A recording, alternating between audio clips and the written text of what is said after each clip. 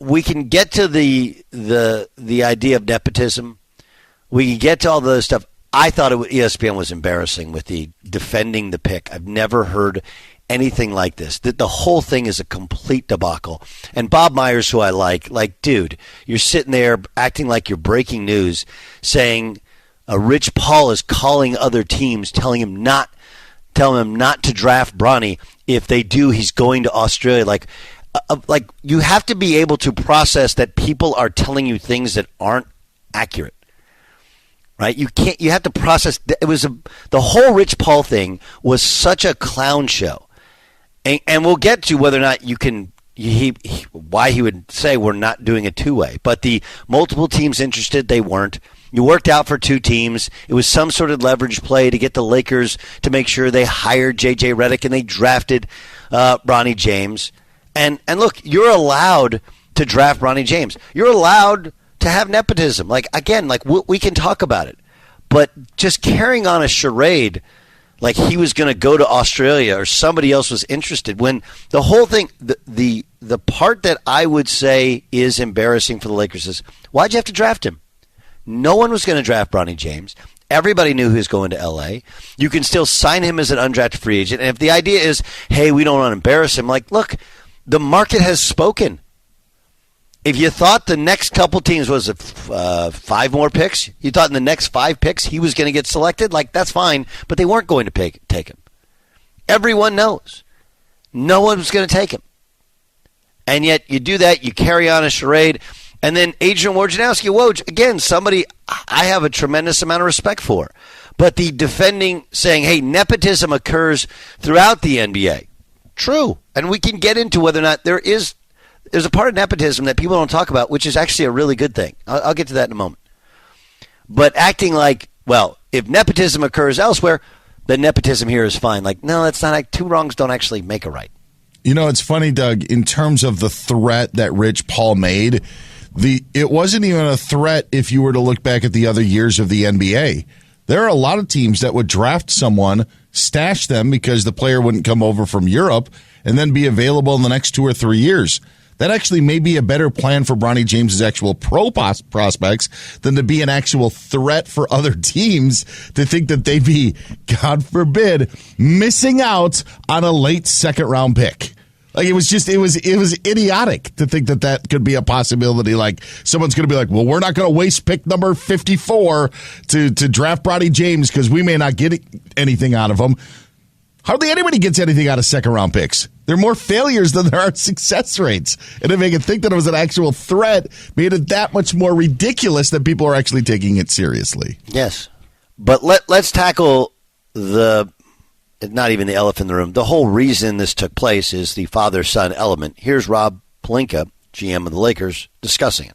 Bronny is first and foremost a person of high character, and second, he is a young man that works incredibly hard. And those are the qualities we look for in drafting players and adding to our developmental core at the Lakers. Okay, so high character. I agree. I've never heard anyone say he's of anything but high character. He works hard. Great. They all do. Like let's not pretend like there's not other guys of high character that work hard. Fine. Here's Pelinka on the historic father-son connection.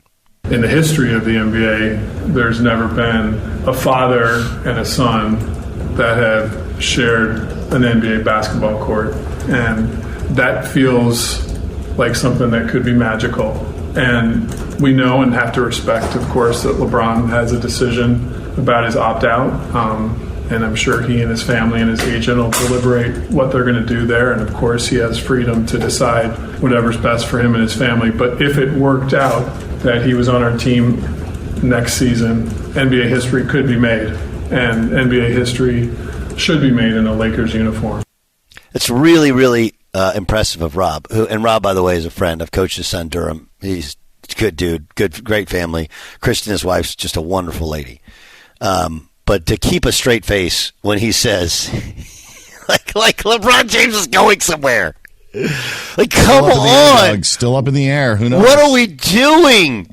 Why? What? Like, I understand that there's the like, what are we actually doing?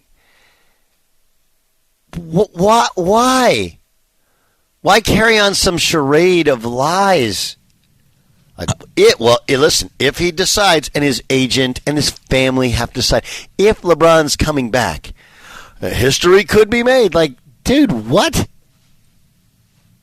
Wasn't the message after night one on how J.J. Redick was already designing things to Rob Pelinka on what they were going to do with Dalton Connect?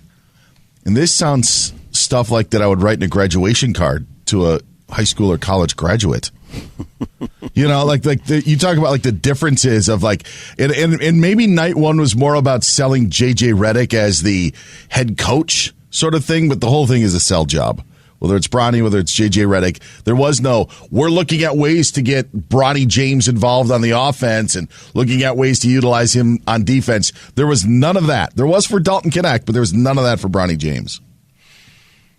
I mean, look, I'll give you. Can I give you the analysis? I'll be interested to hear what Fran says.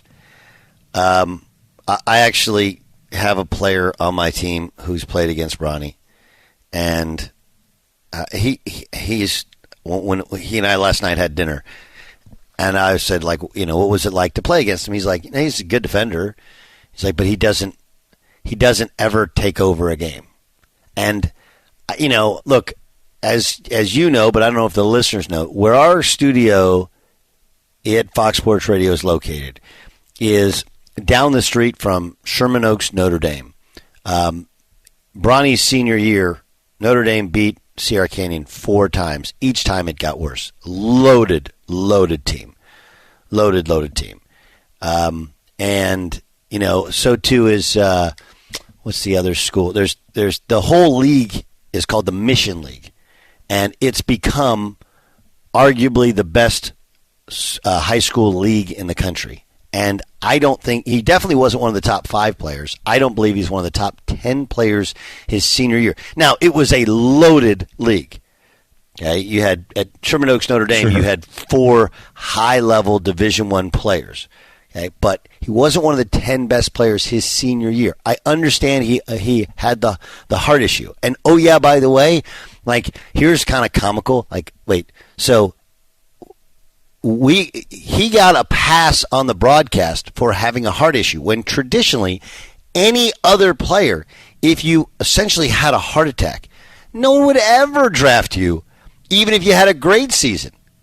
Like, he averaged 4 points a game, and when he got a chance to start, because Isaiah Collier was injured, like, they weren't competitive. So he's not a bad basketball player. This is just way above his level for where he is currently. And, like, we're forcing it. So then you add in the fact that Rich Paul says he doesn't want to play a two-way. He's not going to do a two-way. A two-way allows you to go down to the G League. Like, so you're just going to sit on the bench with the Lakers, and the only hoop you're going to get is in workouts? Because once the season starts, they don't practice. Like, LeBron's not practicing. 40 years old, you're not practicing. Yeah, you'll be there, and every once in a while they have a practice and they go through some stuff. But Anthony Davis and LeBron James, those guys aren't practicing. So how is he actually going to get better? Where is the developmental plan? There's none. If they wanted to develop him, you send him to Duquesne, and he plays like for one of his best friends. This is not a developmental plan. This is a sideshow. And again, you're allowed to. I mean, Rob Pelinka said as much. Right? As you pointed out, Dan, he said as much, that this is going to be it's for historic nature. It has nothing to do with basketball. Zero. Because if it had to do with basketball, you can still acquire Bronny James. And you could have got another player at 55 who actually could help you. Maybe you stash him for the future, but you didn't. So I thought it was an embarrassing night all along. And I do feel bad for Bronny, but I think some of this has caused him to be how he is as a player. Where his dad sucks up so much of the oxygen in the room for everything that Bronny never tries to take over anything on the court, off the court. He's just a great kid who likes to play basketball. That's awesome. But you're in the business of winning games, aren't you? I'll just say this quickly too, Doug. Something to watch. Remember LeBron changed his number this past year, Yeah. back to 23. The reason he said it at the time was to honor Bill Russell, who wore 6. Well, Bronny wore 6 in college. And I wonder if when Bronny ends up being a Laker, if he wears number 6, and that was the reason why LeBron actually did switch to 23, which would mean that the plan probably would have been in works for how many months, a year and a half to be able to make this done. Just something to watch. It's very interesting, and there is something to having the ability to make something, have a vision for it and then make it happen. Like, that's one of the great things about LeBron that you cannot take away from him. Like, he had this whole vision, not just for his career, but for a production company, for his friends, and they've all become very, very successful. Now his son is in the NBA and is on his team, like all of those things. But gosh, it doesn't feel like it's focused on winning.